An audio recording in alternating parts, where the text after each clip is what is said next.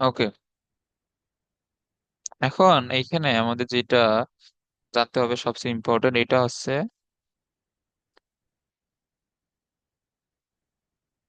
সবল এসিড বা ক্ষারের অণুবন্ধী। এখন এখন খেয়াল করো, সবল মানে এসিডের কি হয়? অণুবন্ধী ক্ষার হয়। আর এই ক্ষারকের কি হয়? অণুবন্ধী এসিড হয়। সবল এসিড বা ক্ষারের অণুবন্ধী ক্ষারক বা এসিড এগুলো দুর্বল হয়। এসিড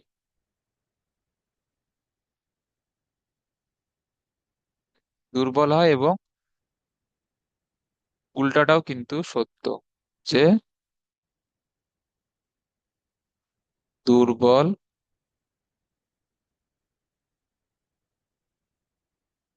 এসিড বা ক্ষারের অণুবন্ধী ক্ষারক বা এসিড কি হয়? সবল হয়। ওকে,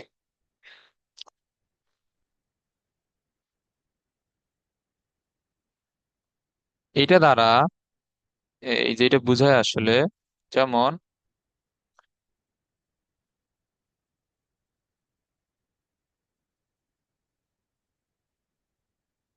আচ্ছা ধরো,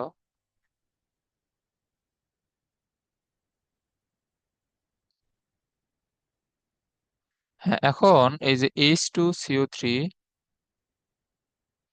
এর সাথে আমি যদি পানির বিক্রিয়া দিই, এখন এইখানে এই বিক্রিয়া এইখানে তোমার সৃষ্টি হবে কি? HCO3 মাইনাস আর H3O প্লাস, এটা সৃষ্টি হবে। তাহলে এইখানে এটা কাজ করতেছে অ্যাসিড হিসাবে। এবং আমরা কালকে অনেকবারই পড়ছিলাম যে কার্বনিক অ্যাসিড এক ধরনের দুর্বল অ্যাসিড, না? কার্বনিক অ্যাসিড কিন্তু দুর্বল অ্যাসিড। হুম। আর এর অনুবন্ধী ক্ষার হবে কোনটা? এই যে এটা হবে HCO3 মাইনাস, এটা হচ্ছে তার অনুবন্ধী ক্ষারক। তো এই অনুবন্ধী ক্ষারকটা দুর্বল অ্যাসিড থেকে আসছে। তো দুর্বল অ্যাসিড থেকে যদি আসে তাহলে এটা হবে একটা তীব্র ক্ষারক। তীব্র বা তোমার এটা হচ্ছে তীব্র মানে যা, সবল মানে হচ্ছে তাই। তীব্র বা সবল ক্ষারক। ওকে,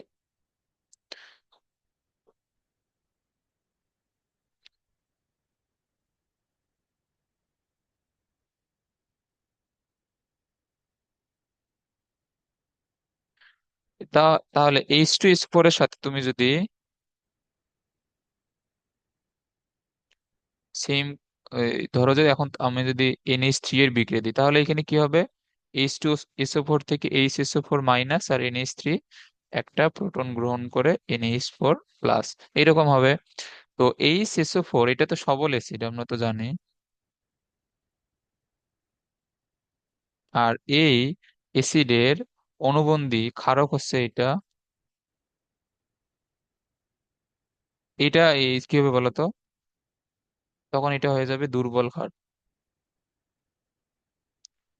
এটা ভালোভাবে মাথায় রাখবো যে কে দুর্বল হবে এবং কে সবল হবে। ওকে,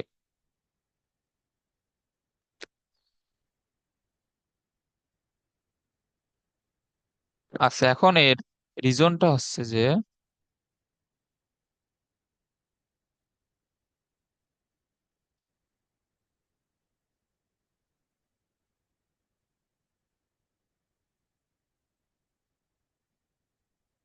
এখন দেখো এই মতবাদ অনুযায়ী যেটা অ্যাসিড, সেটা এই কি হবে? যে তোমার H প্লাস দান করে না, এই যে ব্রুনস্টেড লাউরি মতবাদ অনুযায়ী। আর ক্ষারক ছিল কে? হ্যাঁ, যে যে প্রোটন গ্রহণ। গ্রহণ করে।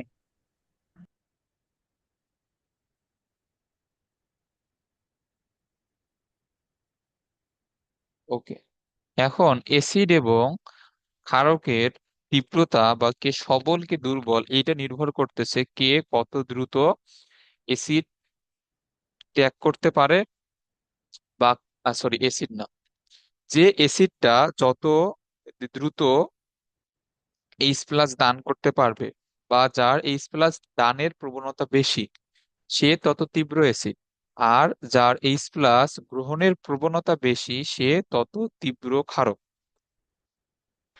তো এটা হচ্ছে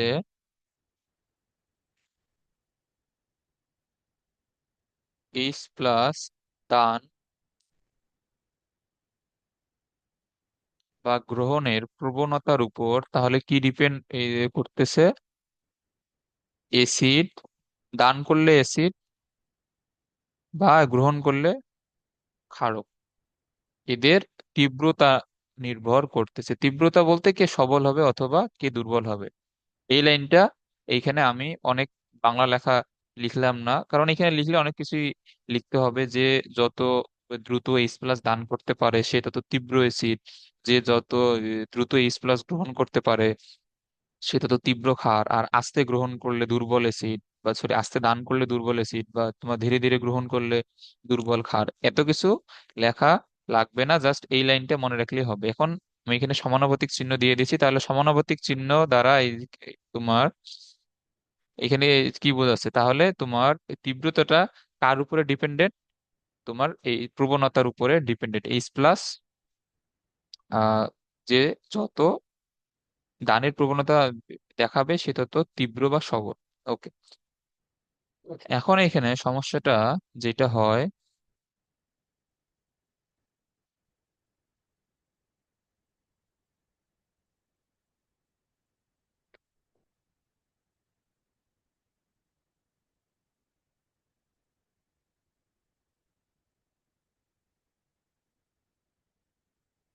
ওকে এখন এইখানে যেটা ব্যাখ্যা আসলে এটা হচ্ছে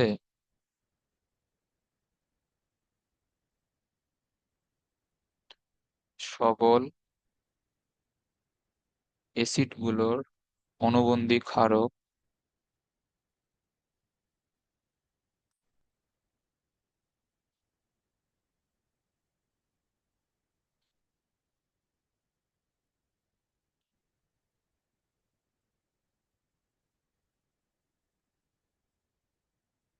কারণ হচ্ছে যে সবল অ্যাসিড গুলো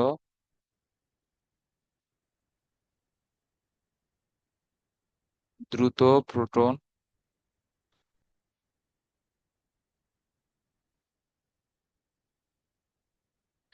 ত্যাগের মাধ্যমে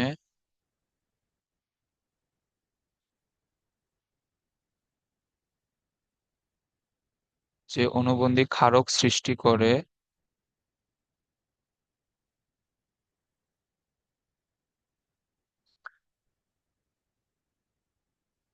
তাদের আবার প্রোটন গ্রহণের প্রবণতা অনেক প্রোটন গ্রহণের প্রবণতা অনেক কম হয়।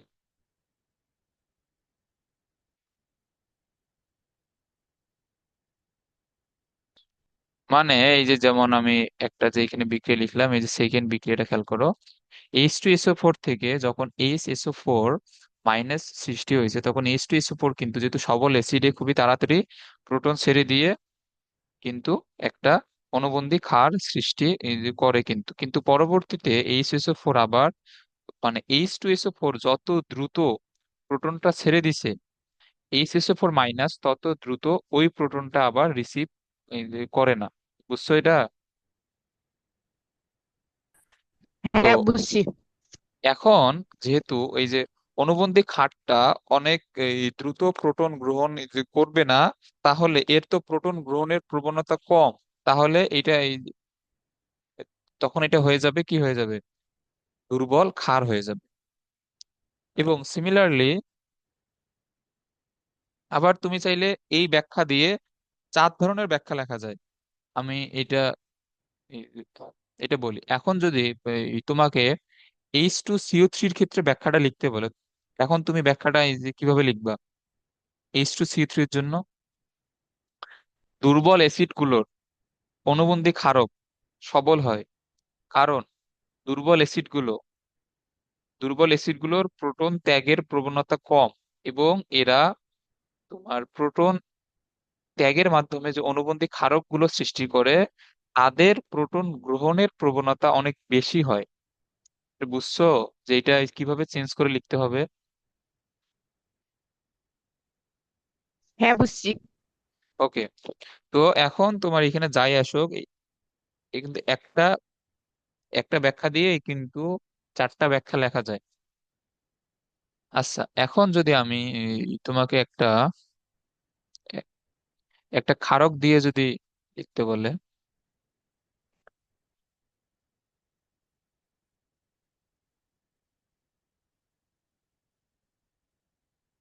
যেমন এই ক্ষারকের মধ্যে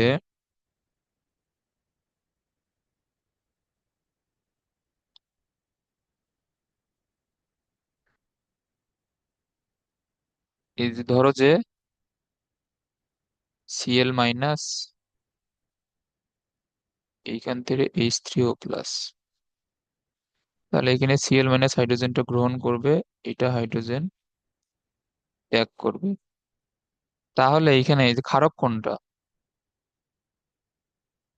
এখানে ক্ষারক হচ্ছে এটা। আর তোমার এটার অনুবন্ধী অ্যাসিড হবে HCl না?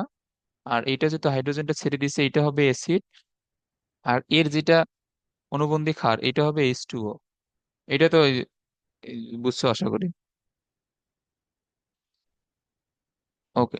এখন একটা জিনিস তুমি বলো, Cl-, এটা যে ক্ষারক, এটা আমাদের তো এমনিতে যদি বিক্রিয়া দেওয়া থাকে, তাহলেই তো বোঝা যায় যে এটা ক্ষারক হবে, কারণ এটা তো একটা হাইড্রোজেন গ্রহণ করে HCl হয়ে যাচ্ছে, তার মানে এটা ক্ষারক। কিন্তু Cl- যে একটা দুর্বল ক্ষার, এটা তুমি এই যে কই থেকে বুঝবা এটা? এইটা যে একটা দুর্বল ক্ষার, Cl- যে একটা দুর্বল ক্ষার, এটা বলো তো কই থেকে আসছে? Cl- কই থেকে আসছে?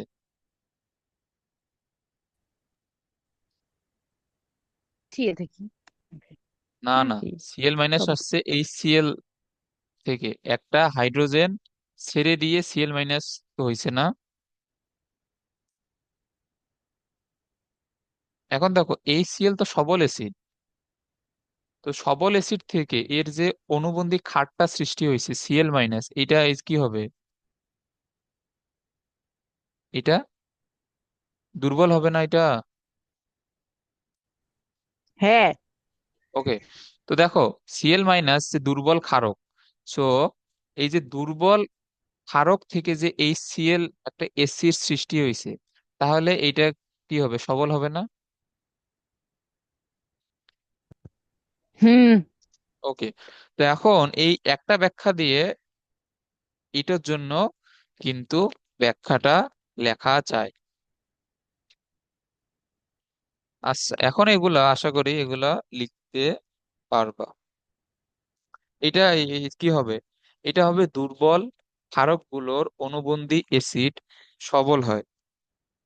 এই যে কারণ হচ্ছে যে আমরা জানি দুর্বল ক্ষারকগুলোর তোমার এই যে প্রোটন, এই যে গ্রহণের প্রবণতা এমনিতে কম থাকে, বাট এরা প্রোটন গ্রহণ করে যে অ্যাসিডটা সৃষ্টি করবে, যেমন Cl- একটা প্রোটন গ্রহণ করে এই Cl অ্যাসিড সৃষ্টি করছে না? এখন এটা দুর্বল ক্ষার থেকে আসছে, দুর্বল ক্ষার থেকে এটা সবল হইলো। এই যে এটা রিজন হচ্ছে, যখন এই সিএলটা গ্রহণ করবে, না সরি, যখন Cl- হাইড্রোজেন গ্রহণ করবে, তখন এই Cl এর আবার সেইখান থেকে হাইড্রোজেন ত্যাগ করার প্রবণতা অনেক বেড়ে যাবে। যেহেতু হাইড্রোজেন ত্যাগ করার প্রবণতা বেড়ে যাবে কার, HCl এর, সো HCl তখন তীব্র অ্যাসিড হয়ে যাবে বা সবল অ্যাসিড হবে। এটা ক্লিয়ার? সবকিছু হ্যাঁ। লিখে দিলাম না? এটা আশা করি বুঝছো। তো এগুলো কিন্তু ভালোভাবে মাথায় রাখতে হবে, এগুলো পরীক্ষা খাতায় লেখার জন্য খুবই ইম্পর্টেন্ট এটা।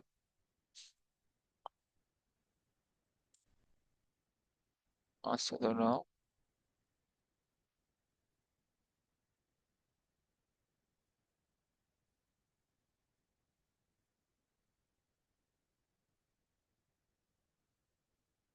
Luis acid.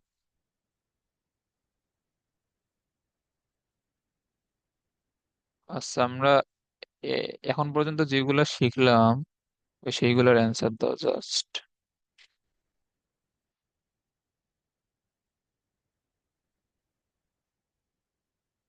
এখন 86 নাম্বারটা আমরা এখন পর্যন্ত পড়ি নাই, লুইস অ্যাসিড আমরা পরে পড়বো। তারপর 87 নাম্বারটাও আমরা এখন পর্যন্ত শিখি নাই, অষ্টআশি শিখি নাই। হ্যাঁ, এটা বলো।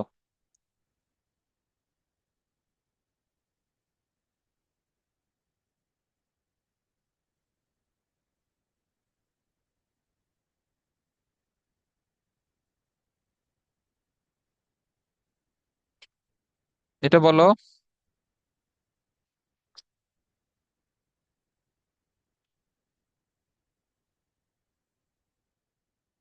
শুনতে পাচ্ছ না?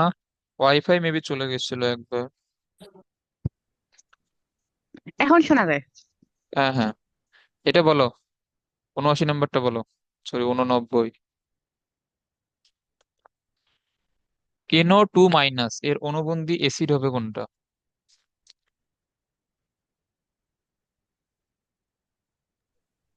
ক নাম্বার ক নাম্বার। না, হয় নাকি? নাই। মা,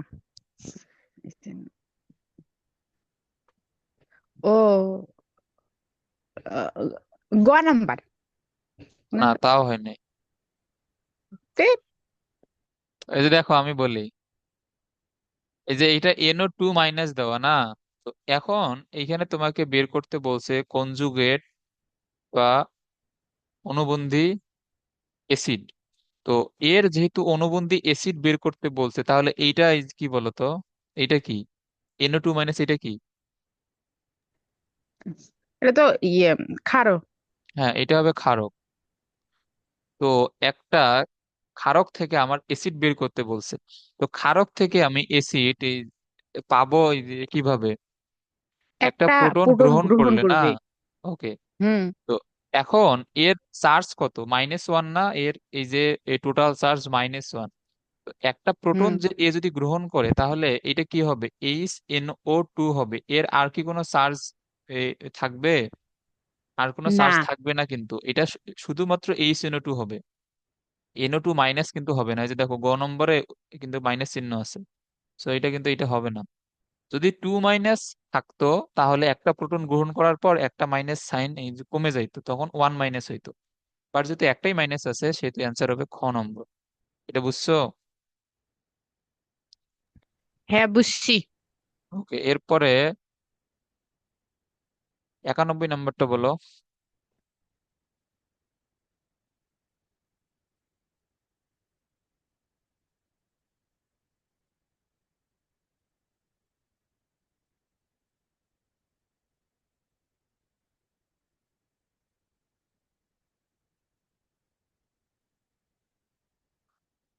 আ- এইটা হবে খ নাম্বার, H2CO3। হ্যাঁ। 91 নাম্বার। ঠিক। তো প্রশ্ন হ্যাঁ। পড়ো ঠিক মতো। ইজি। এইখানে এইখানে প্রশ্নে বলছে কি? প্রশ্নে বলছে H2O মানে পানির অনুবন্ধী অম্ল কোনটা? এইখানে তো 91 নাম্বারটা পড়ো। এখানে এখানে তোমাকে কি বের করতে বলছে? পানি এর অনুবন্ধী অম্ল কোনটা বের করতে বলছে। হ্যাঁ, হ্যাঁ, বুঝছি। এখন এটা কি হবে?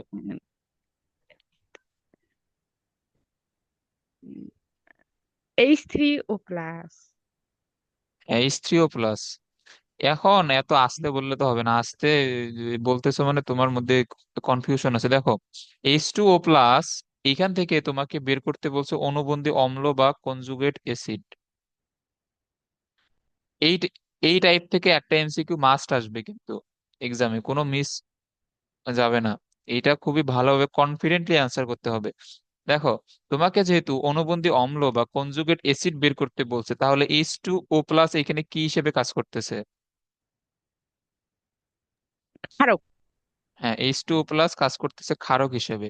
তো ক্ষারক থেকে তুমি যদি এই যাইতে চাও অ্যাসিডে, তাহলে তোমার একটা প্রোটন গ্রহণ করা লাগবে।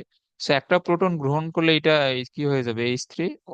সো এগুলো কনফিডেন্টলি অ্যান্সার করতে হবে। এরপরেরটা বলো।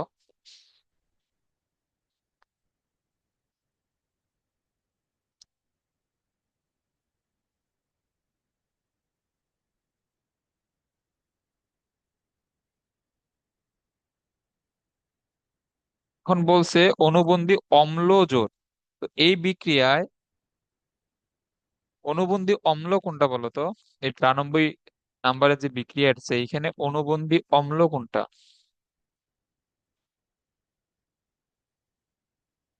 ইয়া H3O+। হ্যাঁ, এইখানে তোমার অণুবন্ধী অম্ল যদি H3O+ হয়, পেন কই গেল, এটা হচ্ছে তোমার অণুবন্ধী অম্ল H3O+। তো এইটা কই থেকে আসছে?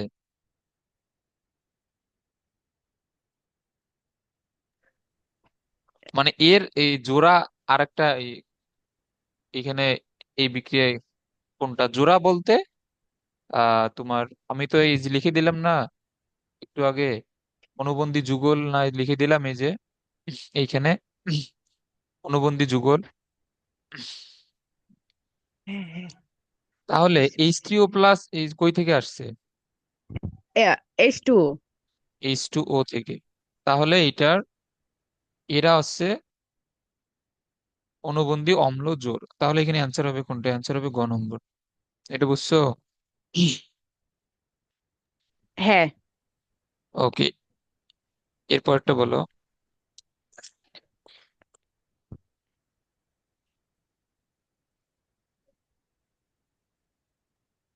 এই এরপরটা বলো।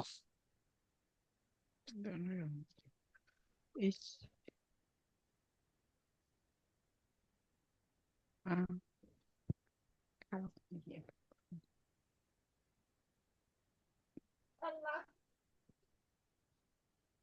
এটা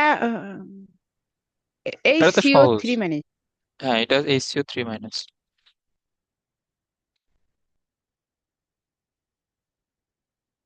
এরপরটা বলো।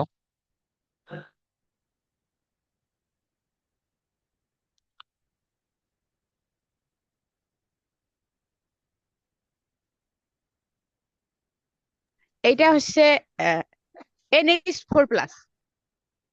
অনুবন্ধী অম্ল, হ্যাঁ, হ্যাঁ এটা হবে NH4+। আর অনুবন্ধী ক্ষারক? অনুবন্ধী ক্ষারক হচ্ছে ওই যে ক্লোরিন মাইনাস। হুম, ওকে, এখন এগুলাতে আশা করি সমস্যা হবে না।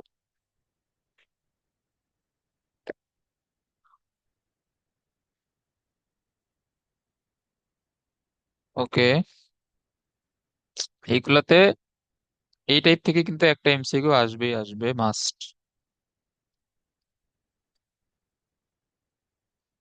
তীব্র অ্যাসিড,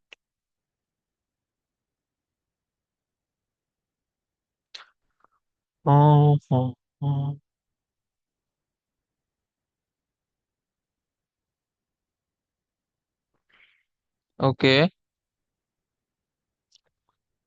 আচ্ছা দেখো, এখন হচ্ছে যে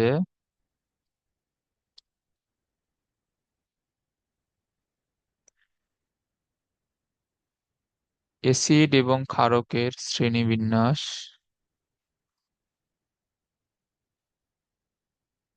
আচ্ছা, দুইটা বাংলা দিয়ে লিখি।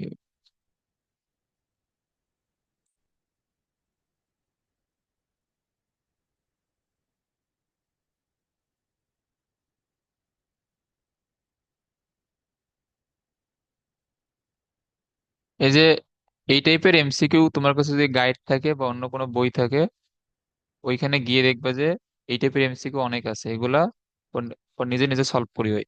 এই টাইপের এমসিকিউ কিন্তু বই এবং গাইড গুলোতে প্রচুর পরিমাণে আছে। সো এইটা আমরা যদি শুরুতে পড়ি, এসিডের শ্রেণীবিন্যাস।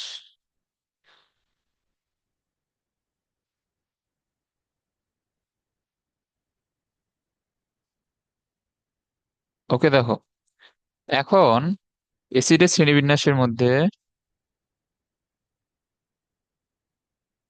দুই টাইপের আছে, একটা আছে মনোপ্রোটিক অ্যাসিড।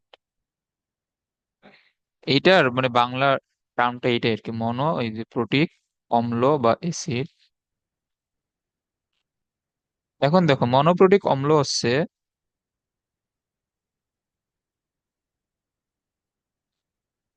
যেসব অ্যাসিড একটা প্রোটন দান করে, প্রোটন বা হচ্ছে H+, যারা একটা প্রোটন দান করে তারা হচ্ছে মনোপ্রোটিক অম্ল। এখন এটা তো খুবই সহজে বোঝা যাচ্ছে। যেমন এটার সবচেয়ে যেটা কমন এক্সাম্পল, এটা হইতে পারে আমাদের যেগুলা হাইড্রোহ্যালাইড, যেগুলো অ্যাসিড আছে, মানে হাইড্রোহ্যালাইড অ্যাসিড বলতে বুঝো ওই যে হাইড্রোজেন এবং হ্যালোজেন। এখন এই হ্যালোজেন মৌলগুলা কি কি বলতো? ক্লোরিন, ফ্লোরিন, তারপর হ্যাঁ, হচ্ছে chlorine, iodine, fluorine, bromine. Bromine, এই চারটা। তো এখন তোমার এই তোমার হাইড্রোজেন ফ্লোরাইড হইতে পারে, হাইড্রোজেন ক্লোরাইড হইতে পারে, হাইড্রোজেন আয়োডাইড হইতে পারে, এবং হাইড্রোজেন ব্রোমাইডও হইতে পারে। এগুলো সবগুলোতেই একটা করে হাইড্রোজেন আছে, মানে এরা একটা করে হাইড্রোজেন দান করতে পারবে, সুতরাং এরা মনোপ্রোটিক অ্যাসিড। ওকে। তো এর মধ্যে আরো কিছু আছে, এটা যেমন নাইট্রিক অ্যাসিড HNO3। তারপরে আমরা কালকে এই যে HClO4 এগুলা পড়ছিলাম, তোমাকে এর নামটা দেখে নিতে তো বলছিলাম। এটা হবে HNO2। দেখো এই যে এটা কি, এটা হচ্ছে নাইট্রিক, আর HNO2 কি, এটা হচ্ছে নাইট্রিক, আর এটা হচ্ছে নাইট্রাস। ওকে, একটা নাইট্রিক একটা নাইট্রাস। তো এগুলো সবগুলোতে যেহেতু একটা করে হাইড্রোজেন আছে, মানে এরা একটা করে হাইড্রোজেনই দান করতে পারবে। সো এরা মনোপ্রোটিক। এরপরে আছে তোমার পলিপ্রোটিক, বা একটার এই বেশি হাইড্রোজেন যদি দান করতে পারে তাহলে সেইগুলো আছে পলিপ্রোটিক অ্যাসিড, বা এগুলো আছে পলিপ্রোটিক অম্ল।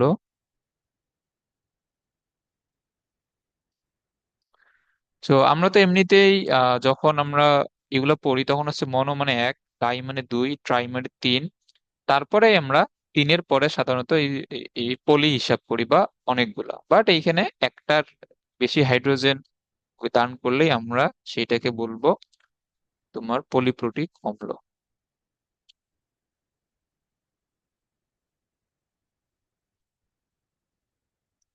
যেসব অ্যাসিড একের অধিক প্রোটন দান করে।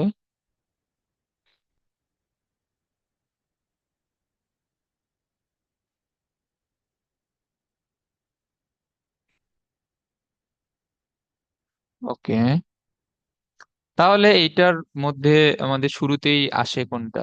সালফিউরিক অ্যাসিড, কারণ সালফিউরিক অ্যাসিড দুইটা দান করতে পারে।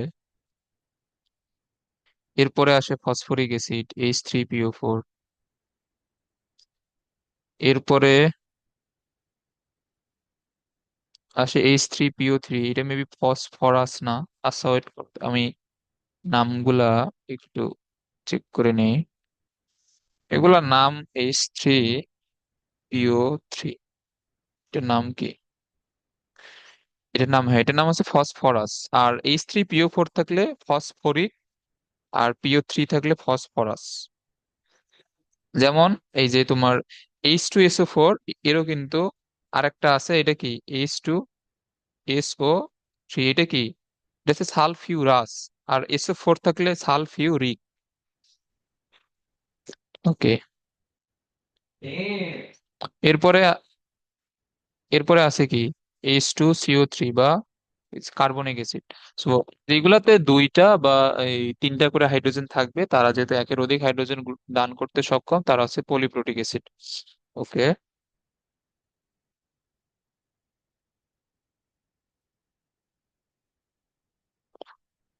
এখন এইখানে আরেকটা জিনিস এইখানে জেনে রাখতে হবে, এটা হচ্ছে, এটা ভালোভাবে লিখে রাখবা।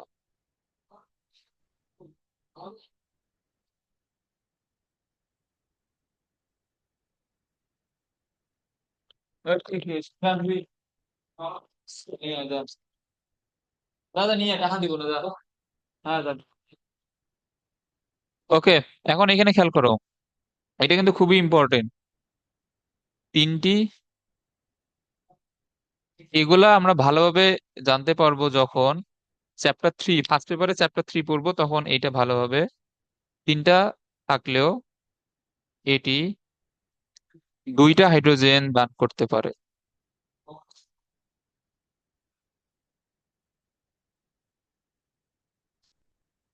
এটা খুবই ইম্পর্টেন্ট, খুবই বলতে খুবই ইম্পর্টেন্ট। সো এখন এইখানে আমাদের এমনিতে তো বললাম যে এইটার মানে ধরো যে তোমাকে যদি নাম লিখতে বলে, সো দুইটা হাইড্রোজেন দান করলে সেটা কি হয়, ডাইপ্রোটিক হবে। আর যদি তিনটা হাইড্রোজেন দান করে তাহলে সেটা কি হবে, ট্রাইপ্রোটিক হবে না। বাট এটা দুইটা হাইড্রোজেন দান করে তিনটা হাইড্রোজেন থাকার পরেও এটা হচ্ছে ডাইপ্রোটিক। ওকে, এখন এটা ডাইপ্রোটিক কেন, এটার আমাদের এই যে গঠন, এই যে গঠনটা দেখলে এটা বোঝা যায় যে এটা কেন ডাইপ্রোটিক। এটা হচ্ছে এর গঠনটা হচ্ছে এরকম।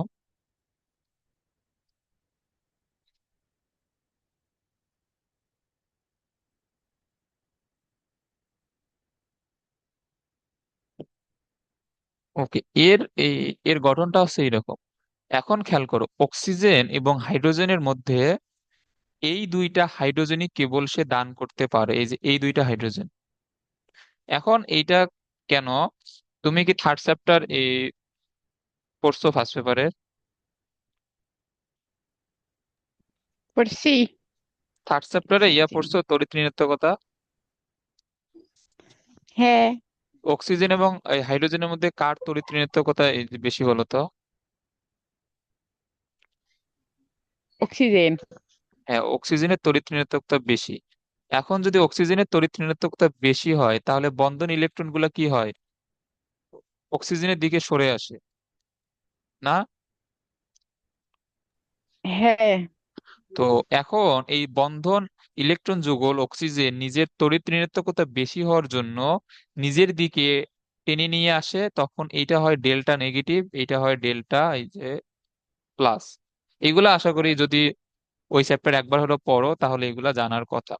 সো বন্ধন ইলেকট্রন যুগলকে অক্সিজেনের তড়িৎ ঋণাত্মকতা বেশি হওয়ার জন্য অক্সিজেন নিজের দিকে টেনে নিয়ে আসে এবং হাইড্রোজেনকে বন্ধন থেকে রিলিজ করে দেয় বা ছেড়ে দেয়। বুঝছো এটা? হ্যাঁ, বুঝছি। তো এই জন্যে এই ওএইচ বন্ধনের দুইটা হাইড্রোজেনই কেবল ছেড়ে দিতে পারে এবং পিএইচ বন্ধনের এই হাইড্রোজেনটা ছাড়তে পারে না। সো এই জন্য হচ্ছে যে এটা তিনটা হাইড্রোজেন থাকার পরেও এটা শুধুমাত্র এই দুইটা হাইড্রোজেনই ত্যাগ করতে পারে, অর্থাৎ এটা ডাইপ্রোটিক বা দুইটা হাইড্রোজেন ত্যাগ করতে পারবে। এটা খুবই ইম্পর্টেন্ট, এটা এই যে একদম সাইড নোট দিয়ে লিখে রাখবা। আচ্ছা।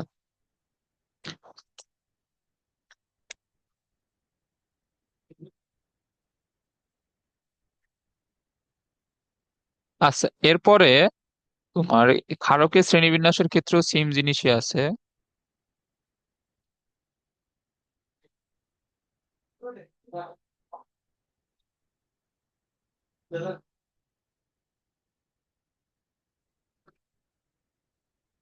ওকে, এখন দেখো এখানে তোমার ক্ষারকের শ্রেণীবিন্যাসও এই যে মনোপ্রোটিক,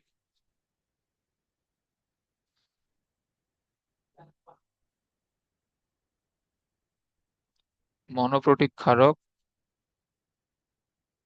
এটা কি হবে, এটা তো নাম দেখি এখন আশা করি বুঝার কথা, যারা একটা প্রোটন গ্রহণ করতে পারে।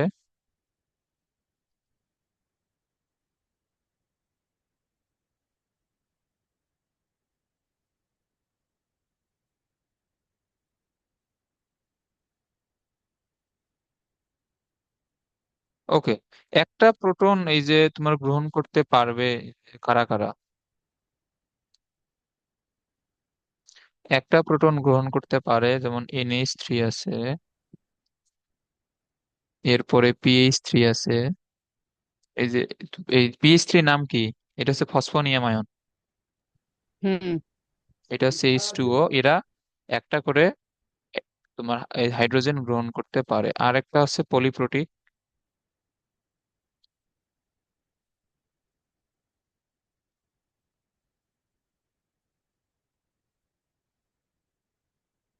তো এই যে পলিপ্রোটিক ক্ষারকের মধ্যে যারা দুইটা করে হাইড্রোজেন গ্রহণ করতে পারবে, এখন দুইটা করে মানে একের অধিক।